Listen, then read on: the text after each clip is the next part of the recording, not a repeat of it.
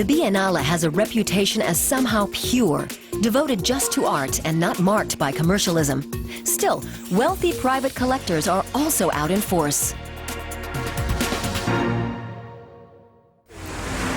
The location is spectacular.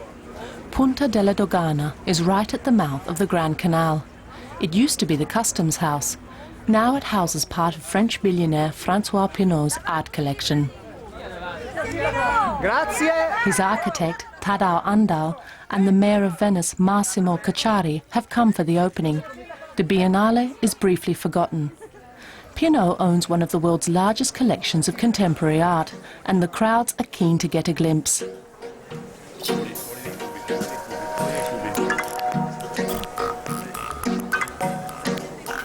"300 works are on display, from Jeff Koons to Thomas Schutter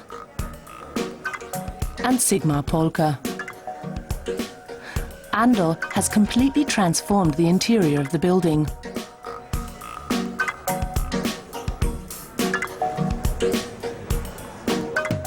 There are glowing sculptures by Mike Kelly and apocalyptic landscapes by the Chapman brothers.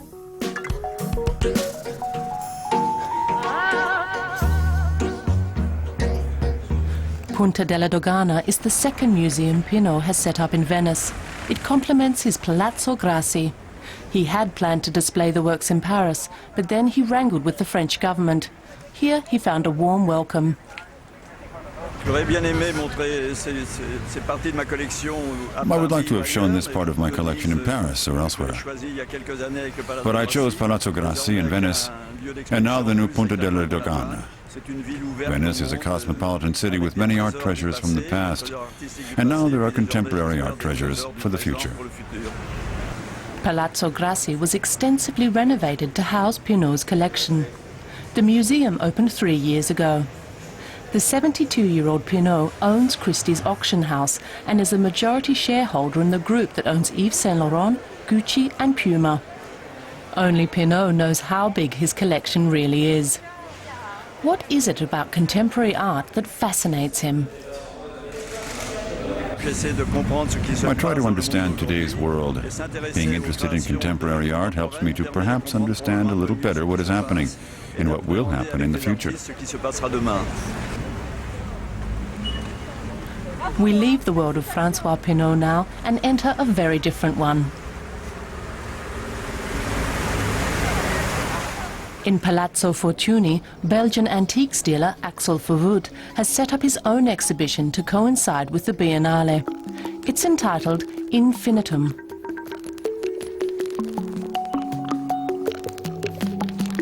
The exhibition is the third part of a trilogy exploring art and time. This finale focuses on the unfinished and the infinite.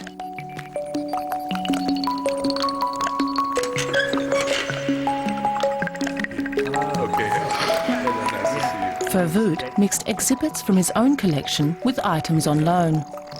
The Palazzo Fortuny itself is very much a part of the exhibition. So nothing is done on purpose. It's done on purpose. It's not made to be beautiful. It's just made to be useful, and they catch it. Axel Verwoerd is an interior designer, art collector and art dealer. His clients include members of the Agnelli family and the Belgian royals.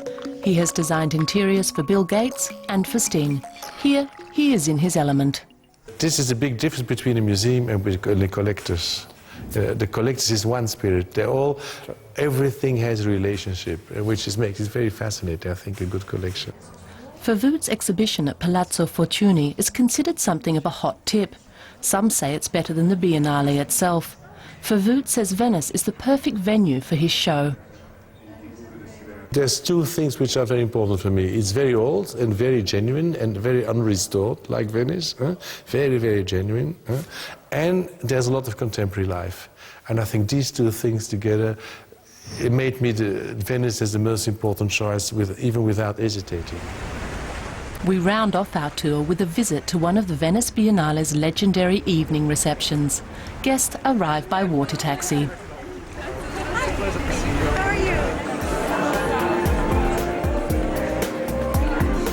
Inside, there's caviar, champagne, and plenty of small talk.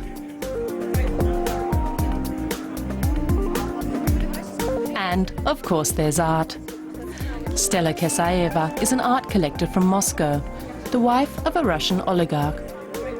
She has organised an exhibition providing an overview of Russian art in recent decades, from Soviet underground works to post-communist conceptual art. Kesaeva is something of an ambassador for contemporary Russian art.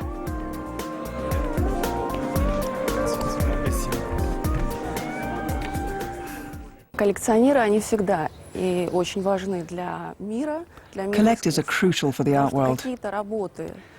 Some of the works we see here at the Biennale will make history, others won't.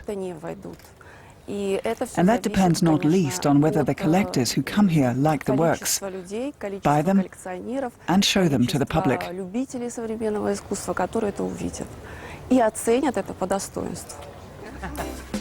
Three collectors in Venice, providing added competition to the traditional world of museums and art exhibitions. People who know exactly what they want and have the funds to turn it into reality.